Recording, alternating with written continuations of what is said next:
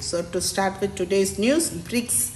Brics is in news. This comes under GS to international relations. So India and Malaysia decided to upgrade ties to a comprehensive strategic partnership, and also they decide to entry into Brics.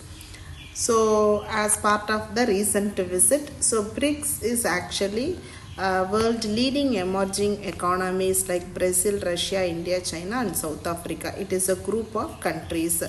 So in 2001, the British economist coined the term BRIC to describe four emerging economy, that is Brazil, Russia, India and China.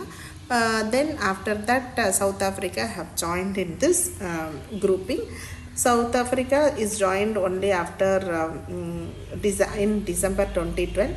The Johannesburg Declaration 2023 issued after the summit said it also invited other nations to become full members. So now it is actually represent the 16% of the global trade. Annually the BRICS summit will be happen.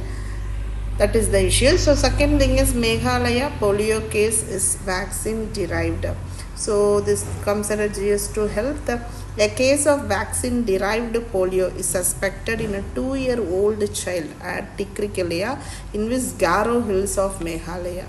Say it was not a case of wild polio but an infection some people with low immunity acquired. That is the statement given by Ministry of Health. So WHO declared that India polio free in 2014 itself.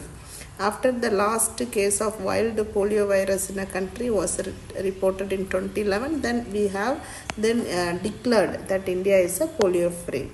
So for prelims you need to know what is polio. Poliomyelitis is actually a highly infectious viral disease.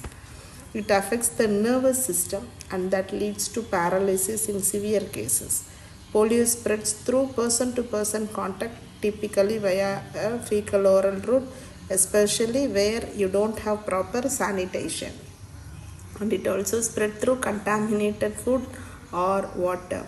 Most people infected with the polio virus show no symptoms, that is asymptomatic disease.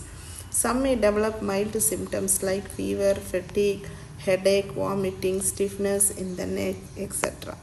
In less than 1% of case, the virus can invade the central nervous system and cause paralysis. So paralysis will affect muscles of the legs, in most cases the muscles needed, which is needed for breathing also. Post-polio syndrome occurs years if after recovery from the initial infection, leading to muscle weakness and fatigue. Vaccination is the best way to prevent polio. So we have two types of vaccine. One is IPV and another one is OPV. Inactivated polio virus vaccine is injected. Oral polio vaccine is administered orally. Miaki Method. So Miaki Method becoming a very recently it become very important in almost in the urban areas, where we are losing, we have the issue of deforestation. So Chhattisgarh Forest Department recently organized a Van Maha Utsav program in the Manendragarh Chirmari Bharatpur district by planting saplings using Miaki method. So what is Miaki method? It is a process of afforestation, planting a tree. Actually that is coined by Japanese botanist.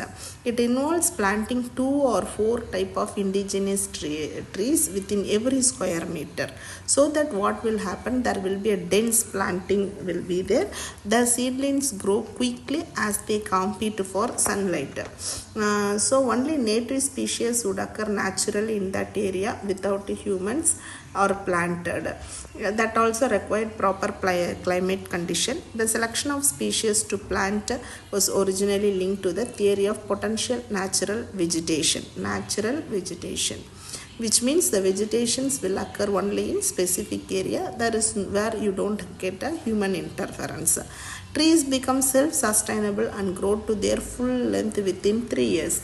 In Chennai, you can see in near this Kathipara Junction and Maduravayal Junction, all those here, that is all a Miyawaki forest that grows 10% faster and 30% denser.